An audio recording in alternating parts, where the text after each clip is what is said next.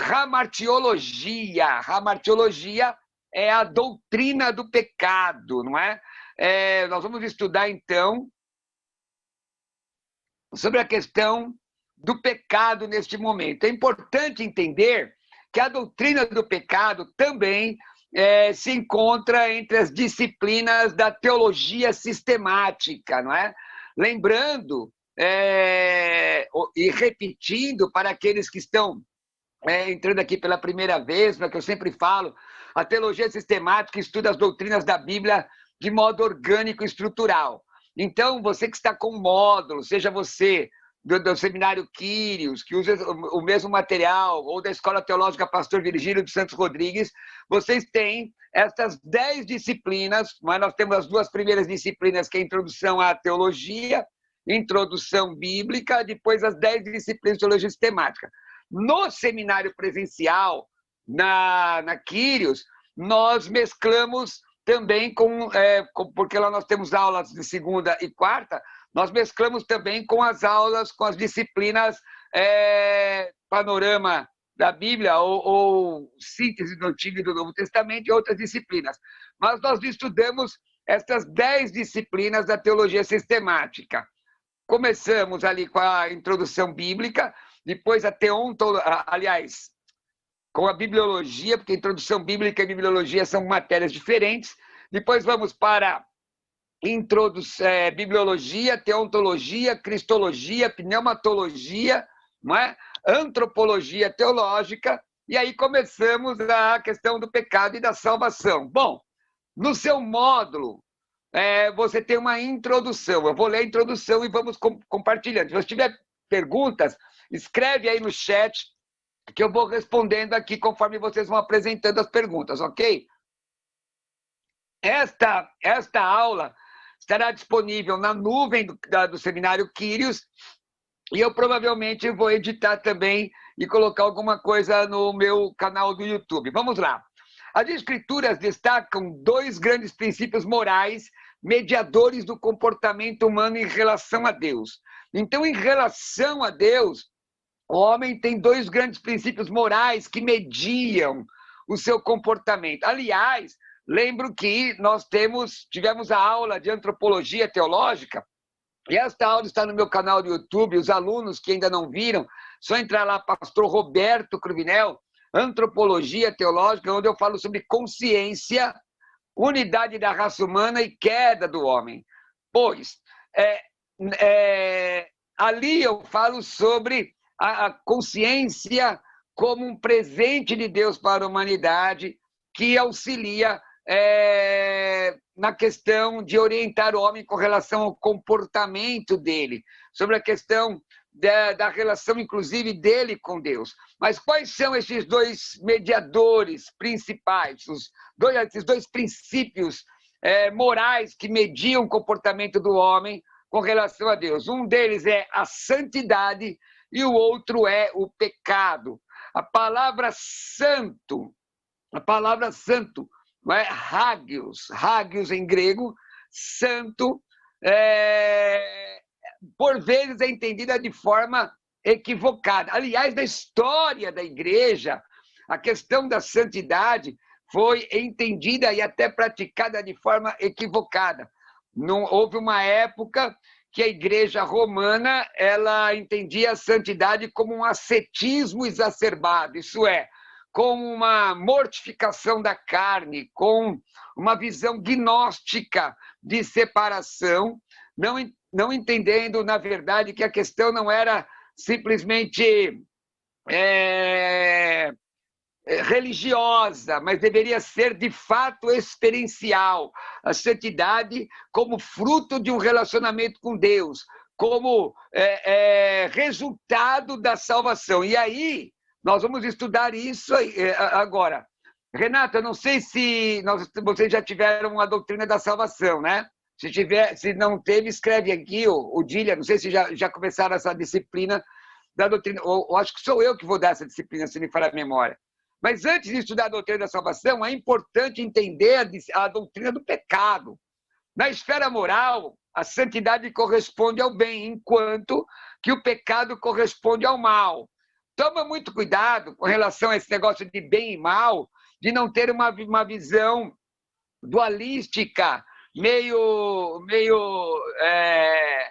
aquele filme do o lado bom da força, o lado mal, meio zoroástrica, né? Meio maniqueísta, que coloca o bem em equivalência ao mal, o mal em equivalência ao bem. Isso não existe, isso não é verdade, ok? Não é verdade. Mas a santidade, ela se refere, corresponde ao bem, enquanto o pecado corresponde ao mal. Por quê? Porque o resultado do pecado é predominantemente mal. Veja, Romanos 3,23 diz, o salário Romanos 3,23 diz, e todos pecaram e destituídos estão da glória de Deus, é o que está escrito. Jadson fechou o vídeo aí, abre o vídeo aí, Jadson. Não é? E todos pecaram e destituídos, porque eu acabei de tirar uma foto sua aqui, Jadson, então, o pessoal que eu estou tirando foto para depois postar. Todos pecaram e destituídos. Júlia, abre também. O pessoal abre aí o vídeo só para ficar legal. Bom, Romanos 6,23, o salário do pecado é a morte, mas o dom gratuito de Deus é a vida eterna por Cristo Jesus. Primeira parte do versículo, é uma frase, o salário do pecado é a morte. O salário do pecado é a morte, certo? Salário do pecado é a morte. Aí aparece uma adversativa, que diz o quê? Que o dom mais a vida eterna, mas o dom gratuito de Deus é a vida eterna em Cristo Jesus. Bom, se o salário do pecado é a morte, Deus dá a resposta. Qual é a resposta? Porque uma dos grandes... Eu quero fazer uma adenda aqui. Um dos grandes problemas da igreja nos últimos tempos é que a igreja fala do pecado, mas a igreja não dá, muitas vezes, em muitos lugares, a solução para o pecado. A igreja gosta muito de apontar o pecado, inclusive se o pecado for alheio, mas não dá a solução do pecado. Você está entendendo? Qual é a resposta? Então a Bíblia diz, Romanos 6,23, o salário do pecado é a morte. Morte, diga Thanatos. Já disse, né? Thanatos. Thanatos. Thanatos. Se alguém vai perguntar, quem quer perguntar o que significa Thanatos, levanta a mão. Bom, Thanatos é morte. Morte. Então nós vamos estudar um pouco sobre a morte. O salário do pecado é a morte. Morte em que sentido? E aí nós temos uma conjunção que não é aditiva, é uma conjunção adversativa. E ela diz assim, o salário do pecado é a morte, mas o dom gratuito de Deus, adversativo, tá vendo? Todavia, porém, né? O dom gratuito de Deus é a vida eterna por Cristo Jesus. Bom, agora, quem está sujeito a esta morte? Nós vamos estudar esta morte. Quem está sujeito a essa morte? Vamos lá. Romanos 3,23. E todos pecaram. Eu pergunto, pecaram é voz passiva, média ou ativa? Levanta os dedos assim, ó. Quem acha que é voz passiva, número 1? Quem acha que é voz média, número 2? Quem acha que é voz ativa, número 3? 3, certo, Renata? Exatamente. Ricardo Miranda, 3, é voz ativa. Exatamente. Então, aí nós temos que entender dentro da doutrina, gente, em que momento, em que exato momento, o sujeito realiza ação sobre o agente, sobre o agente. Em que momento que o sujeito realiza essa ação? E aí nós vamos ter que entender o que é pecado original, o que é tendência pecaminosa. Vocês estão entendendo? Eu estou fazendo uma introdução à hamartiologia. Ok? Certo? Bom, para melhor conhecimento da doutrina da salvação e da doutrina do homem, é necessário conhecer o que a Bíblia ensina sobre o pecado. Qual é a origem do pecado? Vamos lá. Origem do pecado. Tá? Eu não sei se a Odília está assistindo. Se a Odília estiver online aí, Escreve para mim, Odília, quantas aulas mesmo nós temos? 7 aulas nessa disciplina, né? É isso? O Vitor acabou de entrar. Vitor, abre o vídeo aí, Vitor. Vitor acabou de entrar. Vamos lá. Vamos falar sobre a origem do pecado. Bom, filósofos, item 2 da apostila, tá? Os meus alunos, o Ricardo e a Rosa ainda não têm a apostila. Fiquem calmos, vocês vão receber a apostila nos próximos dias, né? Nos próximos dias. O Vitor entrou, a Júlia fechou para não tirar a foto, mas paciência, tudo bem, não tem problema não. Vamos falar sobre a origem do pecado. Filósofos, psicólogos, teólogos, cientistas e muitos outros têm se ocupado com o mistério da origem do pecado. O resultado de suas pesquisas diferem muito entre si, mas a Bíblia nos dá uma definição correta. Bom, antes de entrar no texto bíblico, eu quero entrar, se vocês me permitem, na história do pensamento cristão. Aliás, aos meus alunos, tois matetais mu, né? Aos meus alunos, eu quero que vocês guardem aquele livro que eu mandei em PDF, os livros que eu mandei sobre história do pensamento cristão. Histórias da doutrina, do Berkoff. O Ricardo está perguntando, Ih, apagou, Ricardo, peraí. Eu já vou ver, Ricardo. História das doutrinas do Berkoff, história do pensamento cristão, do Justo L. Gonzalez, né? Porque eu vou falar um pouco de história do pensamento cristão agora, antes de entrar no texto especificamente. Mas o Ricardo me fez uma pergunta. Pastor, o zoroastrismo ensina o dualismo entre bem e o mal e o cristianismo não. Como o cristianismo define bem e mal? No caso, e não de forma dualista. Na verdade, essa questão dualista, que aparece, Ricardo, em diversas linhas de pensamento, tá? Maniqueísmo, por exemplo, observa lá, maniqueísmo. Se apresenta também em várias manifestações artísticas, por exemplo. Hollywood fala muito sobre isso, o equilíbrio entre o bem e o mal. O próprio budismo, em determinado momento, diz que nem todo bem é completamente bem, nem todo mal é completamente mal. As diferenças são estanques. Um livro meu, deixa eu ver se ele está aqui. Eu tenho um livro que está esgotado. Esse livro está esgotado, que deixa eu ver, só um minutinho. Que aqui, irmãos, além desse monte de livro aí atrás, tem mais um bocado aqui, mas um monte aqui. Deixa eu ver se está aqui. Tem um livro meu que está esgotado, que chama... está aqui. Esse livro aqui, ó, gente. Religiões, Seitas, Heresias Antigas e Reformadas. Neste livro, eu apresento uma tese que essas religiões têm a mesma protogênese. Ela só aparece com remake. Então, qual a diferença entre bem e mal? Mal absoluto e bem absoluto. É uma outra disciplina, Ricardo, mas eu vou dar uma palhinha aqui. Essa questão dessa visão em que Deus é o lixeiro do diabo não tem nada a ver com a Bíblia. Pastor, o que você quer dizer com isso? Quer dizer que o diabo é o inspirador do mal e Deus vem atrás consertando o que o diabo faz. Não, Lutero disse que o diabo é o diabo de Deus. Quer dizer, Deus é soberano.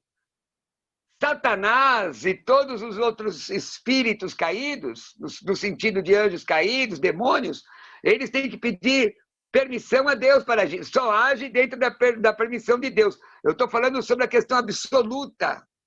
Ok? Estão entendendo, irmãos? Entendeu, Ricardo? Só fiz esse adendo aqui. Vamos lá. Conceito. Exatamente, Ricardo. Um cão na coleira de Deus. Exatamente. Exatamente, é isso aí. Conceitos históricos e teorias sobre a origem do pecado. Irmãos, isso aqui se estuda no nível superior, que é um bom nível superior, né? Mas eu coloquei aqui para vocês. São os mais diversos os conceitos que ao longo da história surgiram acerca do pecado. Por exemplo, Irineu, bispo de Lyon, na Ásia Menor, ali no 2º século, né, de 130 a 208 depois de Cristo, foi talvez o primeiro dos pais da igreja antiga, a assegurar que o pecado no mundo se originou na transgressão voluntária do homem no Éden.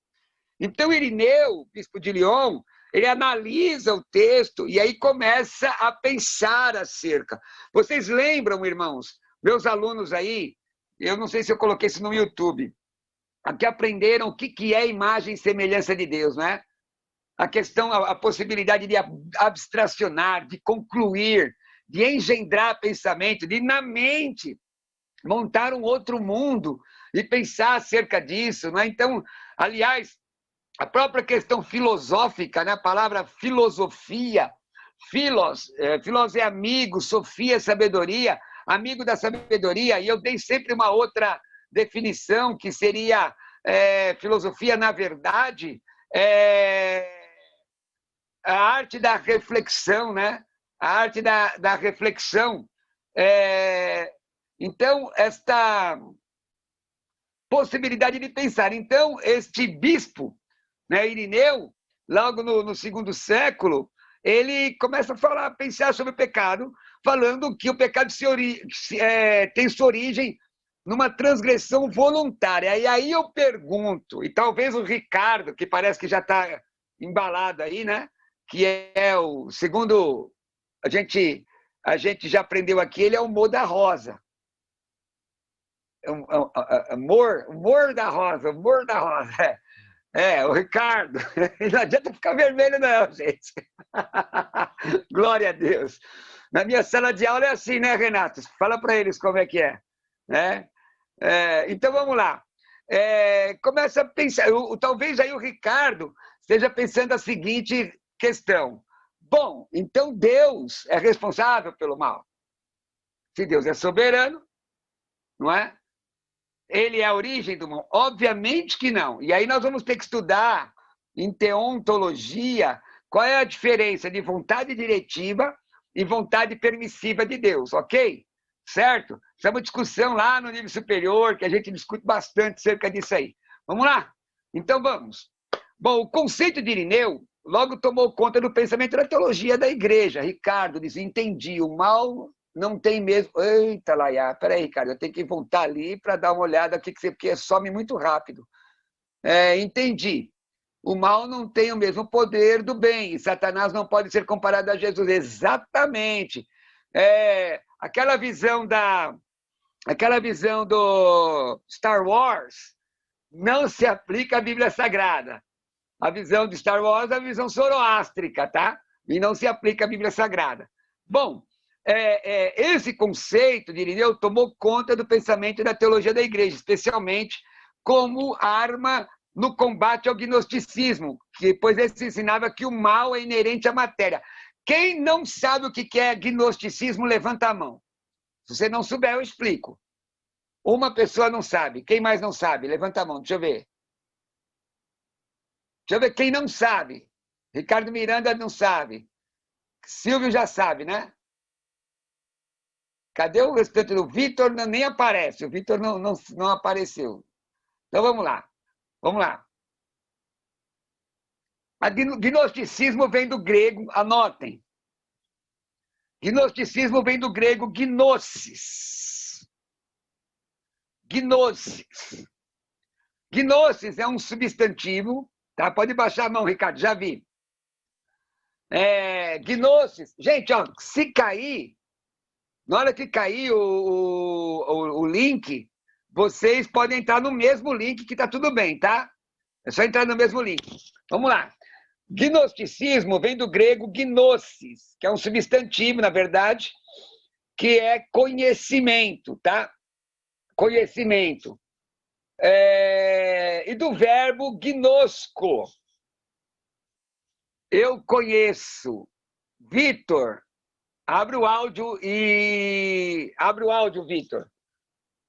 Vitor ou a Julie, abre o áudio, um dos dois, deixa eu ver, quem mais? Vitor ou a Julie, abre o áudio e flexiona gnosco para mim. Quem vai flexionar gnosco para mim? Vamos lá. O Vitor já fugiu, diz que não abre, não Ah, então eu vou esperar. Quando o Vitor entrar pelo celular, ele vai flexionar aí. Gnosco, na verdade, o infinitivo gnosken, né? Mas no dicionário aparece na primeira pessoa do presente indicativo ativo, né? Pastor, por que você ensina grego junto com outras matérias? Porque a Bíblia diz em Lucas 17:10 que se eu fizer só que é da minha obrigação, eu tenho que me considerar servo inútil, tá bom? Então eu vou ensinar mais. Chamado oral, tá pensando o quê, Ricardo? O negócio aqui pega. O Ricardo está toda descrevendo aqui. Vamos lá, quando o Vitor entrar, ele vai flexionar. Ele vai flexionar ou a Júlia, porque esses irmãos que foram alunos em outro seminário, todos os dias me ouviam ensinar. Nós temos 10 minutos aqui. Bom, gnosis é conhecimento. Então, o gnosticismo é uma doutrina, na verdade, uma corrente filosófica. Até trato nesse meu livreto aqui. Ele é uma corrente filosófica, vou até ler aqui como eu escrevi. Essa palavra deriva-se de um verbo grego que significa capaz de conhecer e conhecedor. Em tese, significa o conhecimento místico dos segredos divinos por via de uma revelação.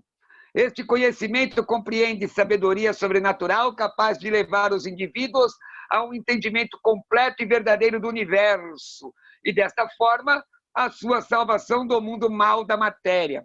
Os gnósticos opunham-se à simplicidade da fé cristã, consideravam-se pensadores profundos e tentavam explicar através das suas filosofias os mistérios da criação e o problema do mal. Para eles, haviam 3 tipos de pessoas. Aqui, ó, os instruídos ou espirituais, que eram eles mesmos, os cristãos comuns, em que se equilibra a matéria e o espírito, e finalmente os pagãos ou materiais. Os gnósticos achavam que era a última bolachinha do pacote. Paulo, ele confrontou os gnósticos grandemente. Paulo confrontou os gnósticos com muita propriedade. O Vitor acabou de entrar. Vitor, pode abrir e flexionar. Abre e flexiona. Eu quero as 3 pessoas... Tá fugindo não, Vitor? Abre que eu estou te vendo. Eu quero as 3 pessoas do singular e as 3 pessoas do plural. Do infinitivo gnosken. Pode começar. Primeiro, saúda os irmãos. Espera aí, irmão. Saúda o restante dos alunos como você aprendeu. Vamos lá. Ah, sim. Todo mundo me ouvindo, né? Tá. Reirene Tuquírio. Amém. Todo mundo bem, né? Baruch Rabá Beshem Adonai. Pode continuar. Então vamos lá. Gnosco, né? Qual o verbo? Gnosis? Gnosken é um infinitivo. Gnosken, mas é gnosco mesmo. Eu conheço, vai. Então vamos lá. Flexionar no presente indicativo ativo. Gnosco, gnoseis, gnosei, gnosco, gnosei. Não. Gnosei, não? Gnosqueis. Então, gnosqueis, gnosquei, gnoscomen, gnosquete, gnoscosi. Agora vai de uma vez, sem parar. 1, 2, 3, manda. Gnosco, gnosqueis, gnosquei, gnoscomen, gnosquete, gnoscosi. Traduz agora. Eu conheço, tu conheces, ele conhece, nós conhecemos, vós conheceis e vocês conhecem. Eles conhecem. Eles conhecem. O Ricardo está dizendo que a língua é estranha, mas não é estranha não, viu, Ricardo? É grego bíblico. Não é estranho não, é só adaptar. Esse pessoal aprendeu tudo isso aí pelo rádio, viu, Ricardo? Então, tem vários verbos aí legais. O lio, tem vários, né? Vai lá. Lio, vai lá, Lio, eu solto, vai lá. Manda. Lio, lieis, liei, liomen, liosi. Liete. Liete, liosi. Muito Esse bem, você falou no ativo, agora fala no passivo. Nó. Só lembra uma frase do passivo aí que eu vou lembrar. Liomai. Isso, liomai. Liomai. Vamos lá. Gente, vamos continuar. Vocês estão gostando, pessoal? Tá legal? Ai, ai, ai. É isso aí. Vamos continuar. Pode fechar eu tenho 5 minutos. Beleza. Pessoal, é o seguinte, deixa eu ver uma coisa aqui. 5 minutos, origem, tal, tal, tal. Bom, eu já falei do gnosticismo e eu vou falar agora do gnosticismo de origem. Nós vimos aí a questão do gnosticismo, né? Do gnosticismo a Orígenes. O gnosticismo ensinava que o contato da alma humana com a matéria era o que tornava imediatamente pecador. Aliás, irmãos, nós temos algumas seitas hoje que ensinam algo similar. Por exemplo, você é salvo no seu espírito, mas o seu corpo é a habitação do mal. Então, o seu corpo sendo a habitação do mal, presta atenção, não é? Pode ter demônio ali, porque existem alguns gnósticos, inclusive no primeiro século, diziam que a carne de Jesus era uma carne diferente, espiritual, porque não poderia ser carne normal, porque a carne é eminentemente má, ela é má em si, né? Então, essa é uma visão gnóstica. Essa teoria, naturalmente, despojou o pecado do seu caráter voluntário, como é apresentado na Bíblia. Porque o gnosticismo dizia, quando a matéria, quando a alma humana entra em contato com a matéria, a torna imediatamente pecadora. Então, quer dizer, não há voluntariedade do pecado. Ora, como é que isso pode processar, uma vez que o Ricardo disse ali, acertadamente, que em Romanos 3:23, não é? Um verbo é regido por tempo, modo e voz. Tempo, modo e voz. Não é? Ali, a voz ela é ativa. Quer dizer, o sujeito realiza uma ação. Quando a voz é passiva, o sujeito recebe uma ação do agente da passiva. Quando é voz média, o sujeito realiza uma ação sobre si. Tá? Bom, Orígenes também, lá no finzinho do segundo século, começo do terceiro, aliás, de 185 a 254 depois de Cristo, Orígenes sustentou este mesmo ponto de vista por meio da sua teoria chamada pré-existencialismo. Na sua apostila está grafado errado, tá? Você apaga esse S e coloca um X ali. Segundo ele, as almas dos homens pecaram voluntariamente em existência prévia. E, portanto, todos entraram no mundo numa condição pecaminosa. Esse conceito de Orígenes sofreu forte oposição em seus dias. Quer dizer, pré-existência da alma, meu, misericórdia. Vocês sabem, quem sabe aqui qual é a seita que admite isso? Quem sabe? Quem? Levanta a mãozinha aí, quem não sabe. Deixa eu ver quem não sabe. 1, 2, 3. O Ricardo e a Rosa sumiram daqui, não sei o que aconteceu. O Ricardo ficou congelado, a Rosa desapareceu. Então, os Mormons, né? Os Mormons, pode baixar a mão, Ricardo, já vi. Os Mormons, eles têm esse posicionamento equivocado. Bom, os pais da igreja grega... Eu estou aqui, pastor. Tá bom, minha irmã, tá certo. Os pais da igreja grega, em geral, os pais da igreja grega dos séculos 3 e 4 se mostraram inclinados a negar. Quando eu estou falando pais da igreja, irmãos, eu falo de patrística, tá? Os meus alunos que estão lá no Telegram, aquela grande classe que eu tenho lá no Telegram, receberam praticamente... e o pessoal também da Quírios, praticamente receberam, se não receberam todos os livros da patrística, quase tudo. Né? Até o Vitor já colocou, inclusive, num drive lá para o pessoal fazer download.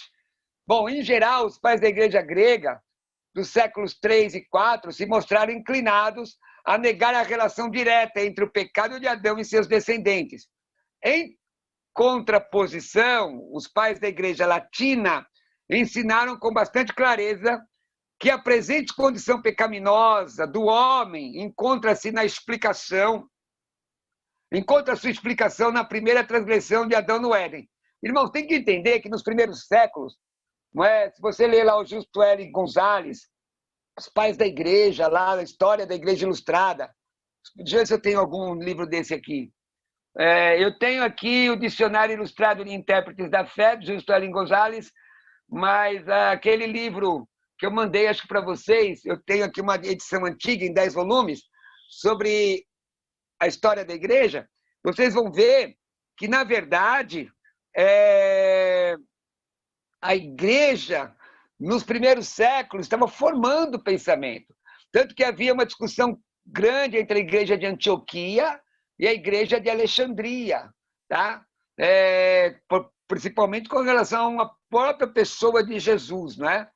E nós vemos aqui que a igreja latina ensinava realmente que a presente condição pecaminosa do homem encontra sua explicação na primeira transgressão de Adão no Éden. Isso tem fundamento? Vamos ler Romanos capítulo 5, né? Vamos lá. Agora, e de Agostinho? Agostinho até a Reforma. Eu estou fazendo aqui o que esse pessoal pensou na história, tá? De Agostinho à Reforma. O ensino da Igreja do Ocidente, quanto à origem do pecado, teve seu ponto mais elevado na pessoa de Agostinho, né? Bispo de Hipona. Ele insistiu no ensino de que em Adão, toda a humanidade se acha culpada e maculada. Preste atenção nisso aqui agora. Vocês que gostam muito de discussão de calvinismo e arminianismo, aqui você tem um protogênese do calvinismo moderno, né? Daquilo que Calvino e depois seus discípulos ensinaram, né? Ele insistiu no ensino, Agostinho insistiu no ensino de que em Adão toda a humanidade se achava culpada e imaculada. Já os teólogos semi-pelagianos admitiam que a mancha do pecado, e não o pecado mesmo, que era causada pelo relacionamento da humanidade e Adão. Durante a Idade Média, o que se cria a respeito do assunto era uma mistura de agostinianismo e pelagianismo. Os reformadores, particularmente, comungaram com o ensino do pecado da natureza corrompida da humanidade, tá? Da corrupção. Nós vamos aprender um pouco mais sobre pelagianismo mais tarde. Aqui é só uma nota para vocês entenderem como essa história do pecado, como essa concepção do pecado se desenvolveu. Do racionalismo a Karl Barth, tá? E aqui começa a complicar. Sobre a influência do racionalismo e da teoria evolucionista, a doutrina da queda do homem e seus efeitos fatais com a raça humana foi descartando-se gradualmente. Começou a se difundir aquela visão clássica dos 5 passos da queda que eu falei na aula de antropologia e que está no YouTube, né? Olhou, desejou, tomou, comeu, morreu. Essa visão clássica na época do racionalismo e dos teólogos liberais. Karl Barth já é expoente da neo-ortodoxia ou da teologia dialética, né?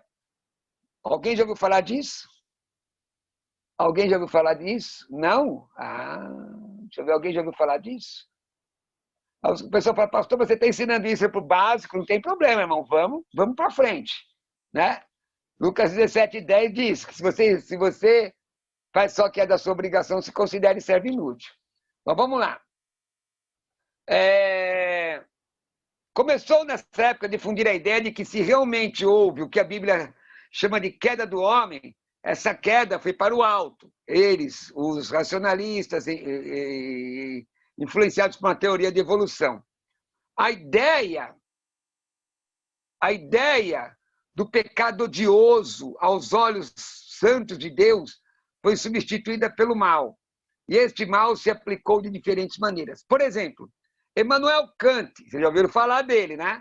Immanuel Kant o considerou como parte inseparável do que há de mais profundo no ser humano e que não se pode explicar. O evolucionismo chama esse mal de oposição das baixas inclinações ao desenvolvimento gradual da consciência moral. Quer dizer, uma coisa sem aquele peso espiritual que a Bíblia mostra de transgressão contra Deus. Cadê Deus aqui? Está falando, a visão aqui é mais humana do que da relação do homem com Deus, entendeu? Bom, Karl Barth, teólogo suíço do século XIX, de 1886, ele nasceu no final do século XIX e morreu em 1968, que é um dos grandes expoentes da neo-ortodoxia, né? Foi, na verdade. Fala da origem do pecado como um mistério da predestinação. Em suma, o que muitas correntes da teologia racionalista erradamente ensinam é que Adão foi, na verdade, o primeiro pecador. Porém, a sua desobediência não pode ser considerada como causa do pecado no mundo. O pecado do homem estaria relacionado, de alguma forma, com a sua condição de criatura. A história do paraíso nada mais proporciona ao homem do que a simples informação de que ele necessariamente não precisa ser pecador. Vocês ouviram falar alguma coisa de Deus aqui em algum momento? Não ouviram, né? É exatamente isso. É uma questão excludente, né? Essa visão da época. Bom, na Bíblia, vamos ver o que a Bíblia diz, tá? Na Bíblia, opa, só um minutinho. Opa, vamos lá. Na Bíblia, o mal moral que assola o mundo normalmente é chamado pelos homens de fraqueza, equívoco, deslize.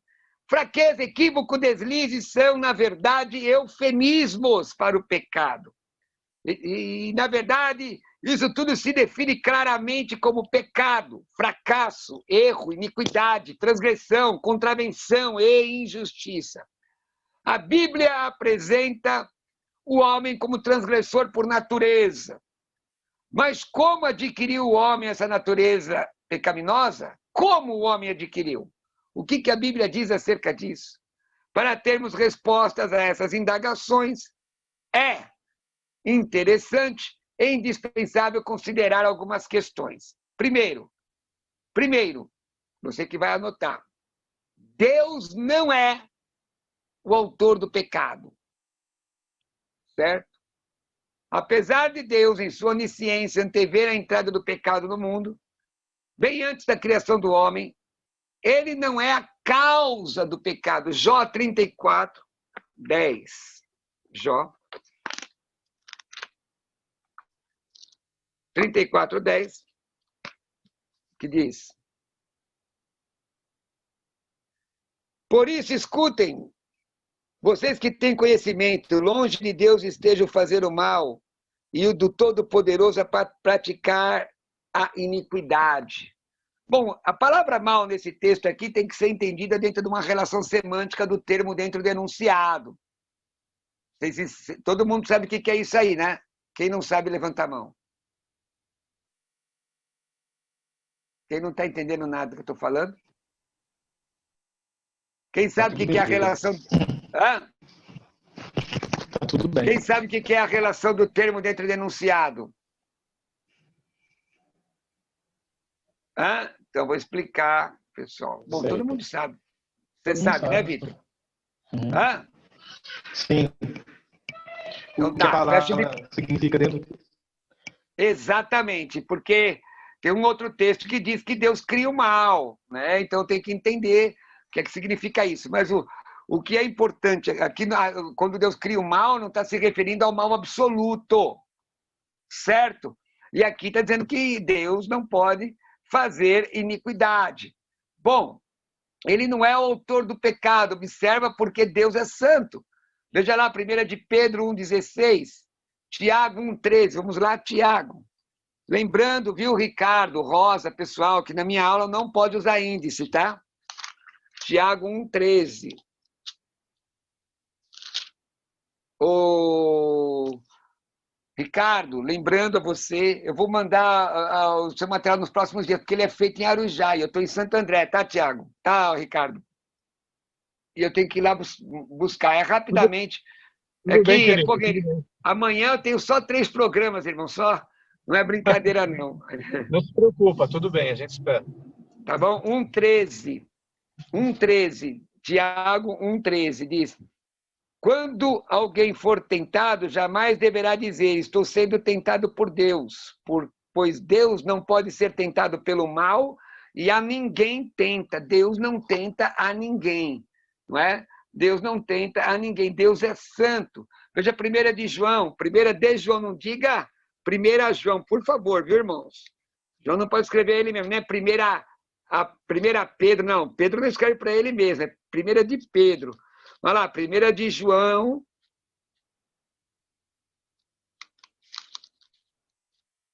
Primeira de João 1,5. 1,5. Que diz assim: esta é a mensagem que dele ouvimos, transmitimos a vocês. Deus é luz e nele não há treva alguma. Não há trevas alguma. Ok? Bom, então essa é uma questão. Deus não é o autor do pecado.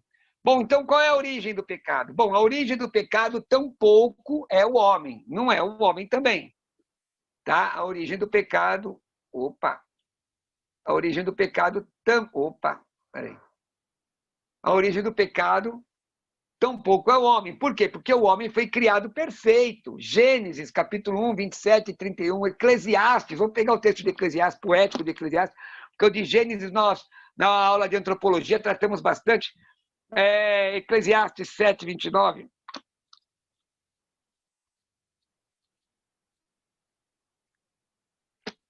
Tá fácil aí, pessoal?